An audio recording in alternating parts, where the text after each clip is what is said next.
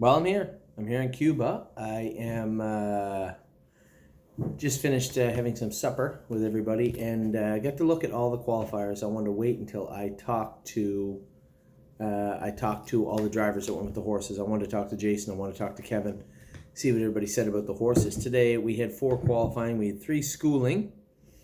What can I say? It's been beautiful weather here in Cuba. Food, not so good. Dad was watching the news today, and I saw that Rob Blagojevich has been released. Pretty sure his food has been better over the last 8 years than ours was over the last 3 days. So as I said, we had 4 horses qualifying. We had 3 horses schooling. Emerald Miss qualified well in 57 last quarter, 28 in a piece. Looks like she's still a little bit needs to keep working into herself. I imagine we'll race her next week at Mohawk. Zeb Sunshine, big last quarter from him today, 26 and 4. Lots of speed with this horse. Now, I personally haven't talked to Travis. Kevin said he was good. He was on the right line a little bit. He's got an idea of what he wants to work on with this horse, but clearly lots of talent and lots to offer from Zeb Sunshine. Finished up rather strong. Stonebridge Simba. Now, Stonebridge Simba is going to have a quick turnaround. Stonebridge Simba is going to be racing Tuesday in Miami Valley in a stake race. I had said to Jason and Johnny before they went, just go easy with this horse. He was wrapped up in 59 and looked really, really good. And then Miss Mischief Maker, a little disappointing from her. Now, Kevin said she was coughing a little bit after the qualifier. Roger Mayotte had never gone with her before and just kind of got her around and went a mile with her. But we're going to get her checked out tomorrow. And then schooling day with Sebastian Yu. We made a few shoeing changes with him. It didn't work that well. He was really pacey and made a couple of breaks. I said to Jason, put the flip-flops back on him. We just want to have him right. So we're going to school him a couple more times before we race him. He's qualified now. He's ready to go. But we want to make sure when we put him in to go, because he still fits a maiden. He's only got 6,800 made.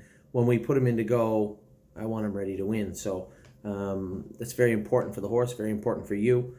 So we'll probably school him next week and maybe even 1 week afterwards to make sure he's ready to go. Rose Run Versatile, schooled in 2-1 last half, 59. Apparently she was much better. Not that shocking considering she'd been bleeding. She is going to enter the Lasix program next week. Now it's 14 clean days.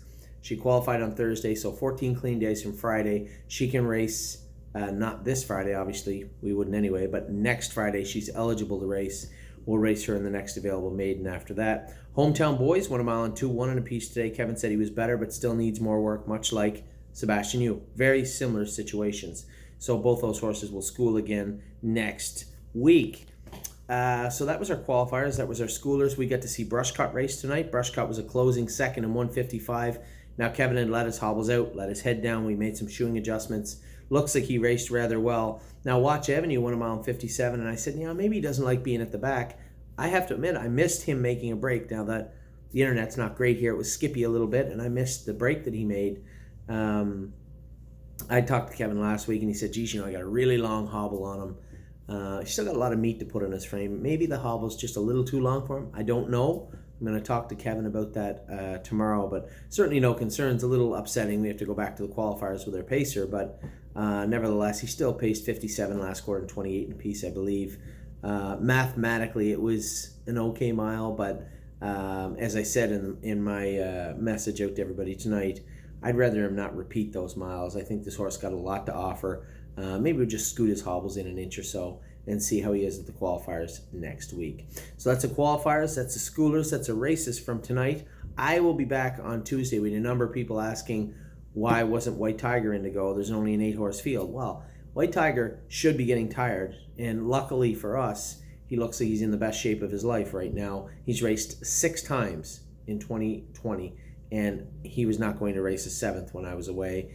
It had more to do with the fact that the horse had raced almost 6 weeks in a row than anything else, and we wanted to make sure that he gets a little break. We want to manage him. We are very lucky that he is very, very sharp right now, and at the same time, as one of our clients pointed out, geez, I thought we were going to rest him for 4 to 6 weeks. We will, but I do want to put him out on a good note, and the horse is racing so good right now. Never been better, I think, than he was his last start. We'll race him another start or two and then look to turn him out.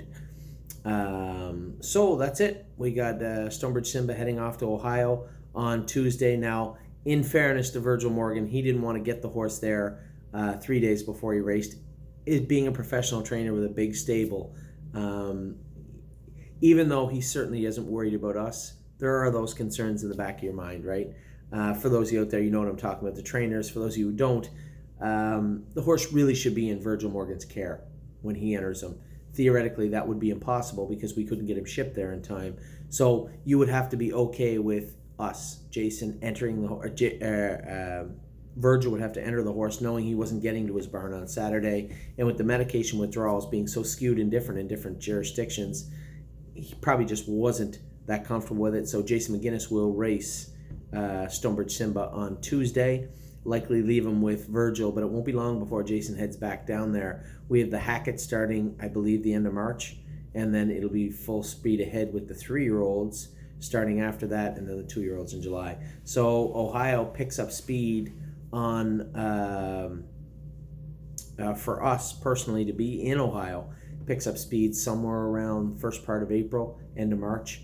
And we've been looking for a place to send the horses. We were leaning towards Northfield Park, and then Virgil had told me tonight that he could make stalls available at his farm for our horses. So I'll leave that up to Jason and Kirby and George. They're the ones that have to work down there and live down there.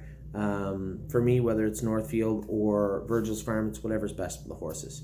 So that's it. That's a video for tonight. That's your qualifying report. Obviously, I'm not in Ontario.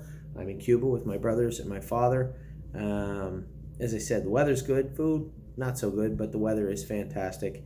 So I will be watching. I don't think we have anything racing. I could be wrong, but I don't think we have much racing Friday, Saturday, or Monday. I'll be back on Tuesday. Wednesday, we'll look to start racing some horses. I think Wednesday at London, we have a horse to race. So that's it. Hope you guys are having a great week. Obviously, weather-wise, it isn't as nice as mine, but I do wish I was in Ontario racing the horses, but I'll be back soon. Take care.